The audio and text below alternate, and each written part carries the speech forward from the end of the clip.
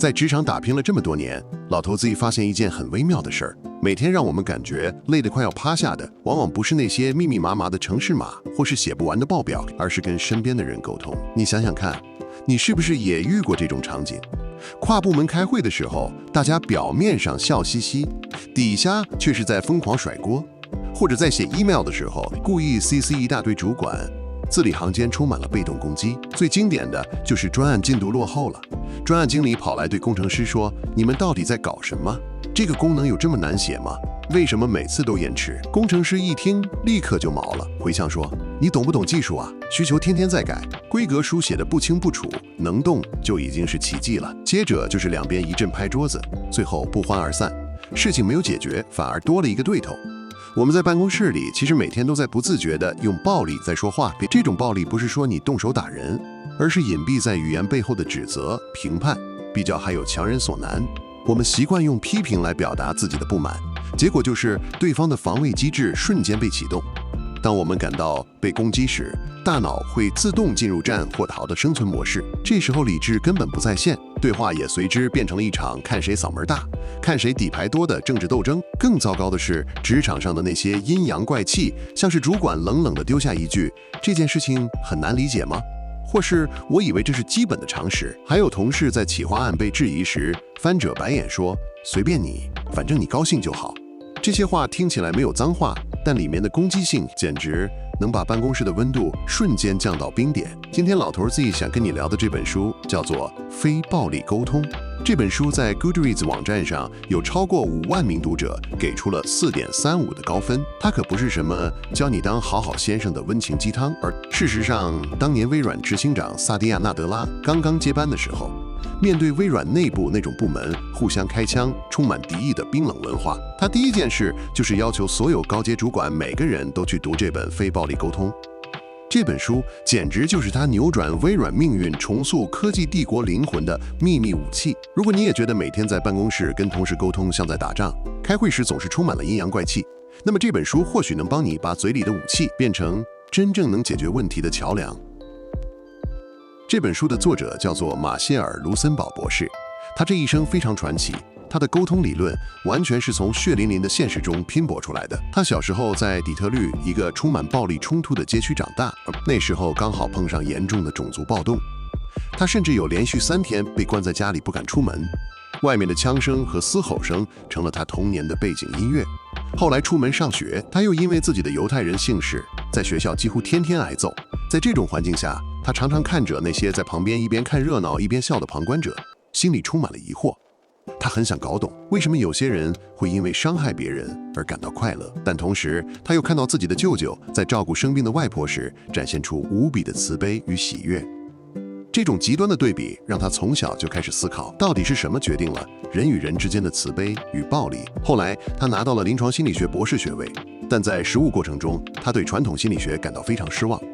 他覺得當時的心理學太過注重病理診斷，總是習慣給人貼標籤。比如說，這個人是偏執狂，那個人是防衛心太重。馬歇爾博士覺得，這種貼標籤的診斷對解決人與人之間的衝突一點幫助也沒有，反而只會讓大家隔閡更深，變成互相防備的借口。於是，他創立了這套非暴力溝通的方法。他開始走出診療室，去當衝突調解人。他不只調解學校裡種族隔離帶來的衝突，甚至還跑到世界上最危險的戰亂地區，像是巴勒斯坦、盧安達，去幫那些有世仇的部落和政治人物調解。有一次，他去調解2個街區黑幫的武裝衝突，當時雙方都帶着槍，現場氣氛緊繃到極點。在這種隨時可能有人倒下的地方，馬歇爾博士沒有說大道理，也沒有勸大家要熱愛和平。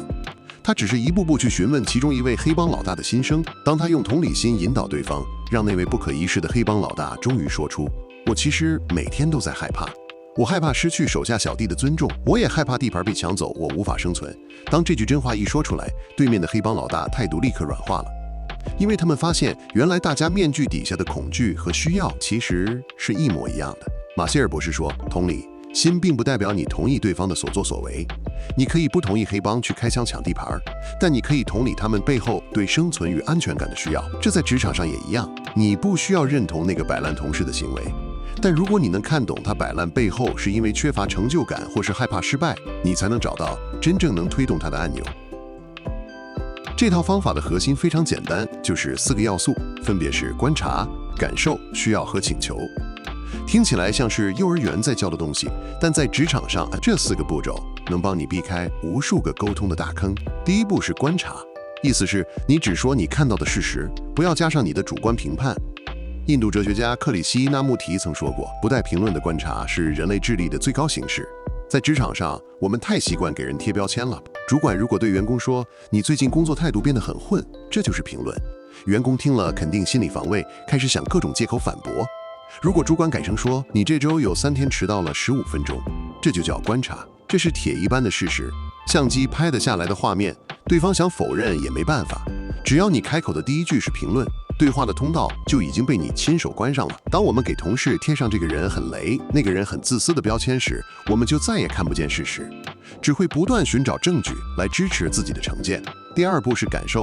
這是指表達你真實的情緒，而不是你的想法。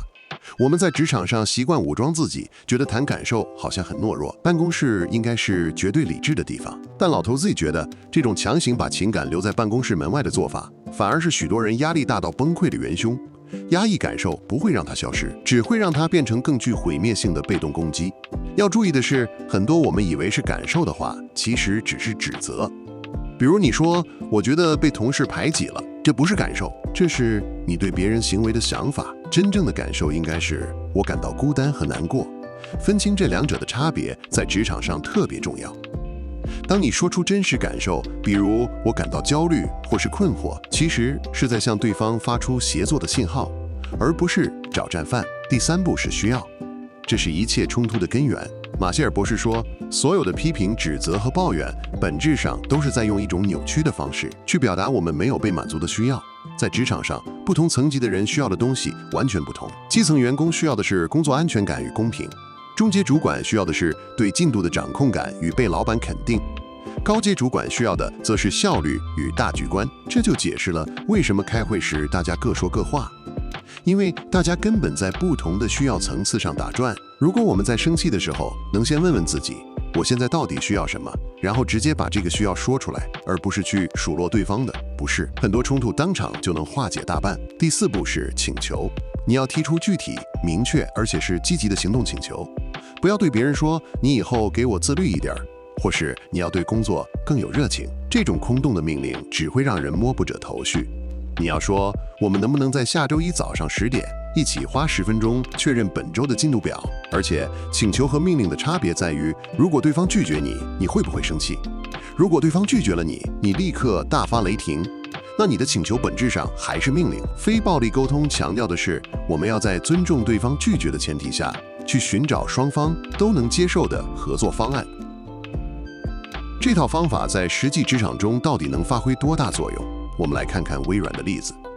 在薩蒂亞·納德拉擔任執行長之前，微軟內部的文化簡直是惡名昭彰。當時網絡上流傳着一張很有名的漫畫，描繪微軟的組織架構，圖裡每個部門都拿着槍指着對方，大家為了爭奪資源互相拆台，高管們開會時都在互相指責，沒有人願意坦誠溝通。微軟當時有一種最聰明的人說了算的思想，如果你的點子被認為是愚蠢的，開會時就會被無情羞辱，這導致大家都把精力放在自我防衛和攻擊他人上。納德拉上任後深刻意識到，如果再這樣內耗下去，微軟必死無疑。於是他把這本《非暴力溝通》發給所有高層，要求大家改變說話的習慣。他自己帶頭示範，在開會時不再用指責的語氣，而是用同理心去聆聽每個部門的難處和需要。他把微軟的文化從過去的唯我獨尊成功轉化為合作與學習。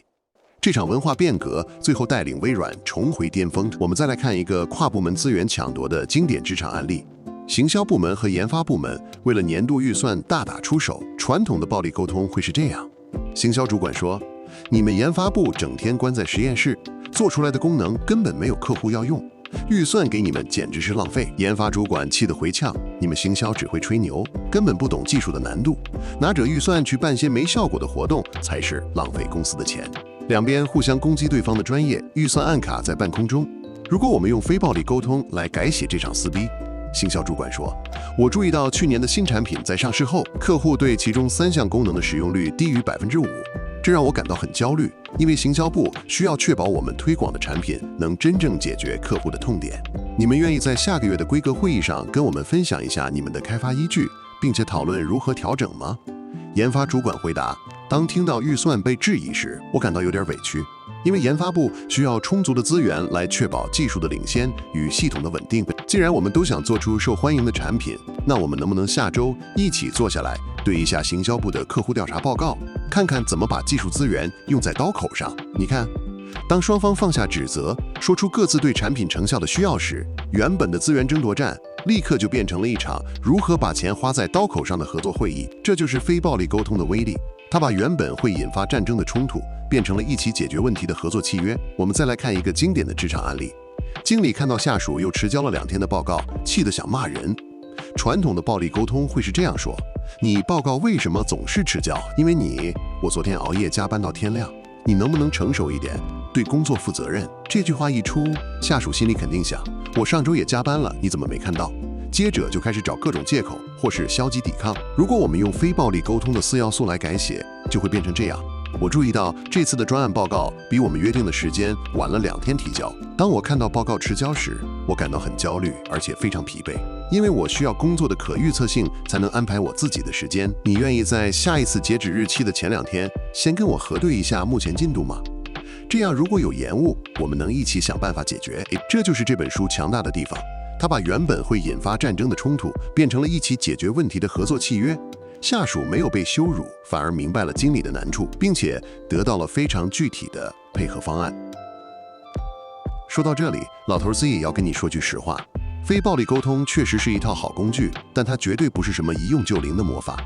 在現實的職場環境裡，這套方法的限制也非常明顯，那就是時間成本太高了。當你在一个每天步調極快、大家都在救火的高壓環境下，你還要在那裡慢慢整理自己的觀察、感受、需要和請求，甚至去同理一個正在對你大吼大叫的客戶，這簡直是不切實際。如果遇到那些存心要佔你便宜，或是根本不講道理的流氓同事，你跟他談感受，他只會覺得你很好欺負。如果你的老闆是個自戀狂或是控制狂，非暴力溝通也無法感化他，因為他根本不在乎你的需要。所以老頭 Z 的建議是，你不需要把這套方法當成教條，每天死守。面對那些有毒的職場人，或者是情緒失控的暴君老闆，你用這套方法的目的不是去感化他們，而是用來保護你自己的心理防線，不被他們的情緒垃圾所污染。這是一種強大的心理防身術。當你面對一個對你大發雷霆的老闆時，你可以先在心裡默念：他現在是在對我發洩，他需要的是安全感和掌控感，這不是我的錯。這能幫你拉出一段理性的安全距離。當你平靜下來後，你可以先同理他的情緒，對他說：老闆，你看起來對這次的專案成果感到非常失望。等他那股憤怒的氣勢過去之後，你再提出具體的觀察與請求，跟他說：我注意到這次的成品跟當初的規格有3處出入，我們能不能花10分鐘討論如何修改？先處理情緒，再處理事情。這是非暴力溝通教給我們最實用的一課。這本書最適合那些每天被跨部門溝通折磨得心力交瘁的專案經理，或者是希望建立和諧團隊，但總是事與願違的主管。他不是教你當個懦弱的受氣包，相反的，他是教你用最清晰的邏輯、最不帶攻擊性的姿態，去優雅地爭取你應得的權益。你在職場上聽過最讓你炸毛的暴力溝通是哪一句話？你當時又是怎麼回應的？歡迎在下方留言區跟老頭 Z 分享。如果你覺得今天的內容對你有一點點啟發，別忘了按讚、訂閱，並且分享給身邊正在為工作心累的朋友。我們下期再見。